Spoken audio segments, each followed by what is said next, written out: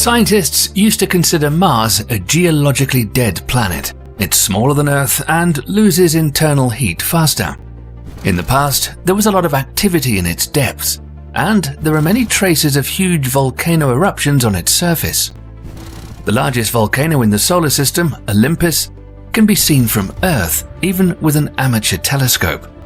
But volcano eruptions on Mars stopped a long time ago. The planet's interior cooled and solidified.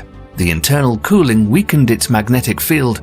The solar wind blew away the atmosphere, and the remaining water froze. But recently, Mars has become more active. Everything changed when astronomers studied thousands of images of the Martian equatorial region.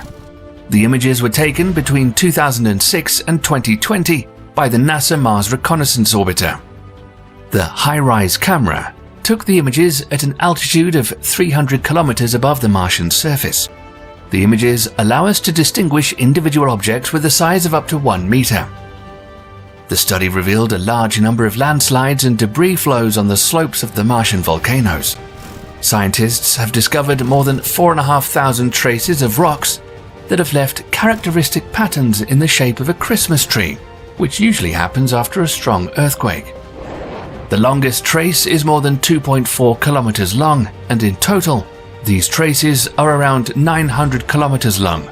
About a third of the traces weren't present on images before 2006, indicating that they formed later. It's clear that only very powerful underground tremors are capable of moving these huge boulders. However, until recently, such tremors weren't found on Mars. What helped scientists find out that Mars woke up? How did the recent samples taken from one crater almost come to life? And why will one of the most harmful gases on Earth be so crucial for Martian colonists?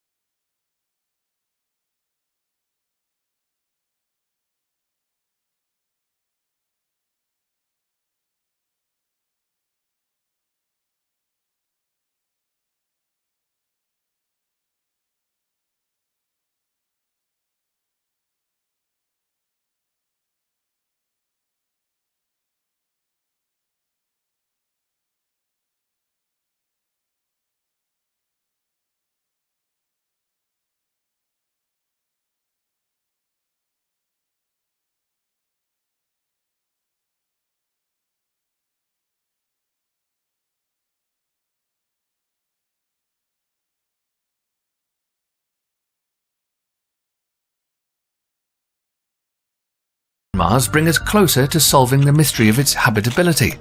We know this planet as a very harsh and inhospitable world, extremely cold, with terrible radiation and no liquid water. And of course, there's nothing like elephants, tigers, or even mice on its surface. They wouldn't withstand such conditions, and we could easily notice some of them with telescopes or rovers. But we wouldn't notice microorganisms with these tools. Microorganisms are able to survive in extreme conditions on Earth, so there's a possibility they could also exist on Mars, especially in its depths, where it's warmer and there's no fatal radiation. Additionally, the discovery of subsurface lakes on Mars is an exciting finding, as it suggests the possibility of liquid water, which is an important ingredient for life as we know it.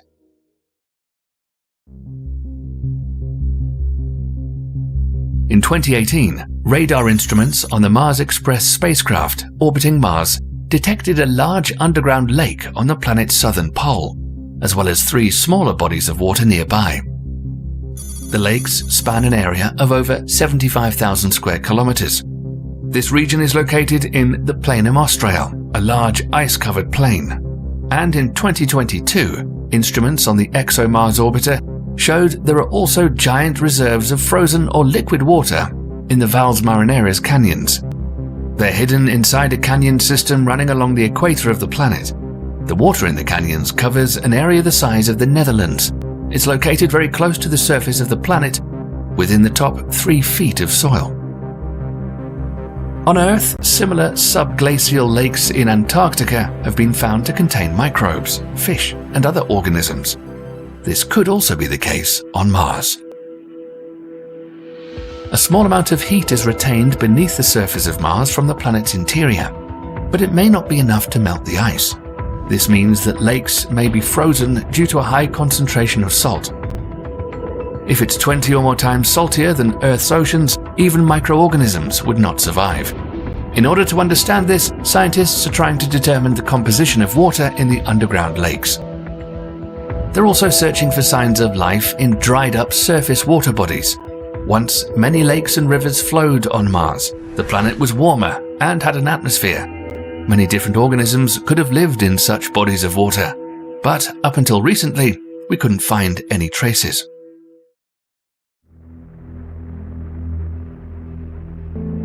In September 2022, the Perseverance rover made a shocking discovery. It found organic molecules near ancient water sources. This wasn't the first time that rovers have found organic matter on the red planet, but this discovery is important because it was made in a place of ancient river-lake merger, particularly favorable for life. It's located in the Jezero crater, 45 kilometers in diameter.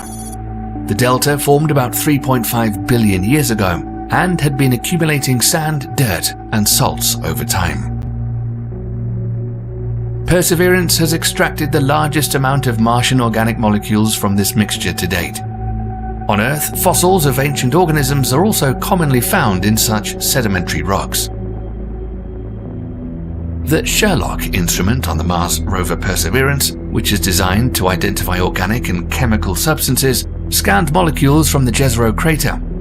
Among other elements, it detected hydrogen atoms linked to carbon atoms. Carbon is crucial for life and may indicate biological activity. It's also important to note that the organic molecules in the Jezero crater sediment are intertwined with sulfates. On Earth, sulfate deposits preserve organic matter and often contain signs of life. However, the molecules in the crater may have formed through natural processes. Scientists will be able to determine their origin more accurately once samples are brought back to Earth, which NASA plans to do in future missions. Meanwhile, scientists have discovered other hints pointing to the possibility of life on Mars. Recently, the Curiosity rover detected an unusually high level of methane on the planet, 21 parts per billion units of volume. So what does this tell us?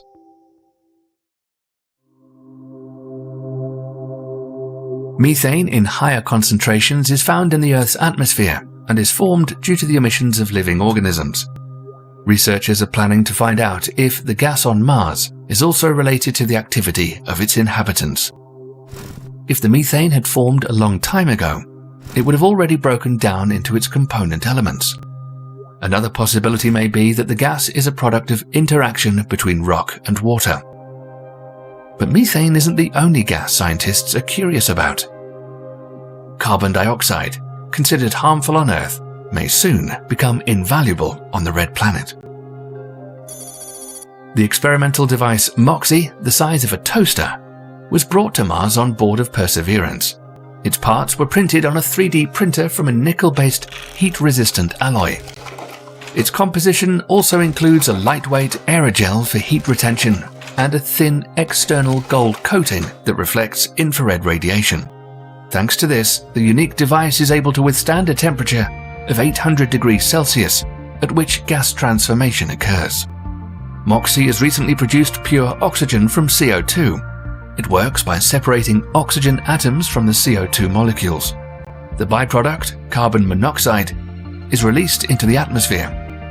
The tool is designed to produce up to 10 grams of oxygen per hour. However, after an hour of operation during the first test, the gas output was about 5.4 grams, enough to let an astronaut breathe for about 10 minutes.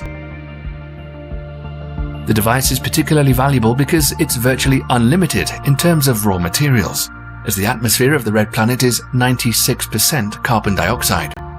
Also, MOXIE uses regolith, which covers the entire Mars. After processing, this soil becomes fuel, air to breathe, or, combined with hydrogen, water.